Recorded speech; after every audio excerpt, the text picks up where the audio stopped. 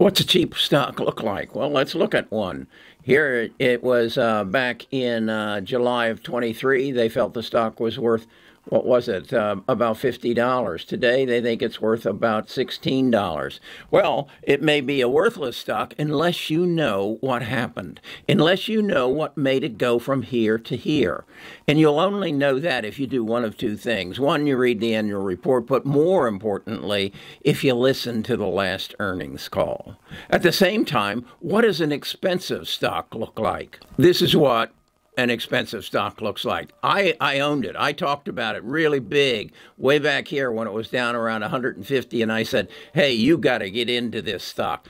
But then sometimes cheap stocks become expensive stocks, up to $484 a share. That's an expensive stock. Is it a good stock? Yeah, I listened to their earnings report. I know it's a good stock. And they've got another earnings report coming up shortly. And I know it's a good stock, but it's not worth that much. It's not worth 30% more than it was 2 weeks ago. So that's an expensive stock. Why do people buy expensive stocks? I asked that same question of Jim Rogers, the famous investor, back on October 10th of 2020. Why is it that people don't do the research? And why is it all they want is, what's the hot stock today? Here's what he had to say.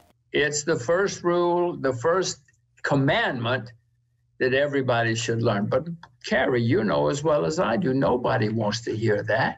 No. That's boring. No. They want a hot tip. They want to be rich this week, or preferably today. Yeah. Nobody wants to hear boring stuff like wait until you know a lot about something. How boring. I want to get rich now. Well, as you know, then, if you read the annual report, you do more than 95% of investors on Wall Street. You're way ahead of everybody. Doesn't mean you're going to be right, but you're going to be far, far ahead of everybody else. Best of Us Investors presents Kerry Griegmeyer.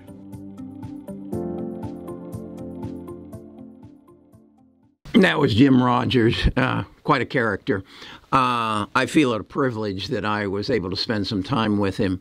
The first stock I showed you was Air Test Systems, a product that tests wafers after they've been made to make sure that the semiconductors on the wafers are work.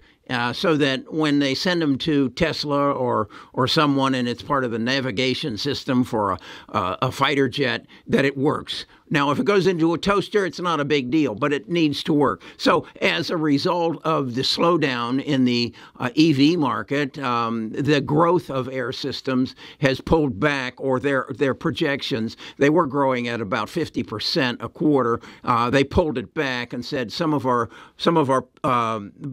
clients have postponed delivery of their orders until after first quarter of next year. And so their stock dropped 30% because, like Jim said, everybody wants a winner. Everybody wants a hot tip. Well, this wasn't a hot tip. It was a realization that our business is going to slow down. But once it gets back on track, it will pick up again. So the stock went down. On the other hand, the other stock I showed you was Micro Semiconductors, a stock I've been beating the drum for a long, long time, and I've made a ton of money off of. But then when I saw it became an expensive stock, I sold it. And because, again, I know it's going to come down. Why do I know it's going to come down? Because events are going to create that. We've got a situation where we've got an inverted yield curve that is now coming back to being corrected, where current interest rates will be lower than further out. The 2 will actually pay less than the 10 in the very near future. And that's going to create some issues relative to inflation. And as a result of that, more than likely, Jerome will not raise interest rates or lower interest rates in March, and there will be a big disappointment in the market, and it'll go down. I'm doing a study right now as to how does interest rates and particularly an inverted yield curve affect the stock market. And what it basically says is shortly after it corrects itself, historically says we will go into a recession. Well, what does that mean? Well, it basically means that money becomes tighter. If money becomes tighter, they don't lend it.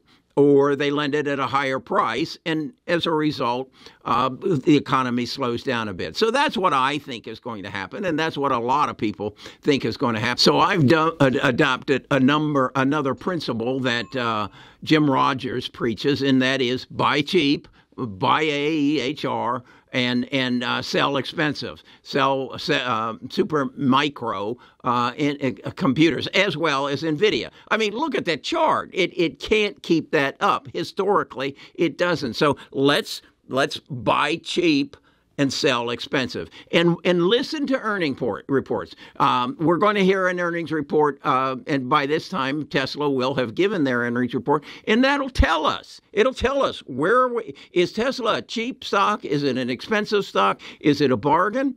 That's where you learn. If you don't have the time to do that, then I'll allow you to have access to my research. It's on my website, Best of Us Investors. It's what I call my cheat sheet.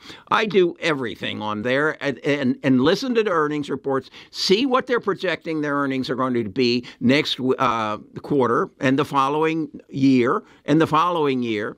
And are they in a growth industry? Right now, I'm totally focused on AI and the semiconductors because that's where growth is. That's where the future is going. So let's invest in it. Let's invest in the cheap stocks that maybe go into a pothole, like AEHR and the other distribution center.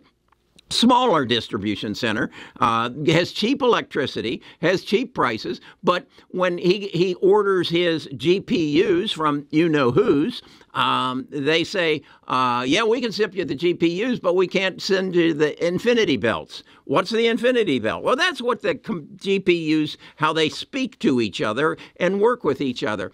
Who's getting all the infinity belts? The big customers. This is a small one. So he's had to postpone the delivery of some of his GPUs because he will not have the infinity belts until after second quarter, and that's when his business will skyrocket again. Right now, it's down 40%.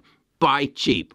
I'm Kerry Grinkmeyer. I'm a retired financial advisor. I, like Jim Rogers, just try to learn more than 95% of the rest of Wall Street and make a better investment decision. Come along, get on the tribe, get on the bus, and I'll help you make better investment decisions. Read the comments. They figured it out.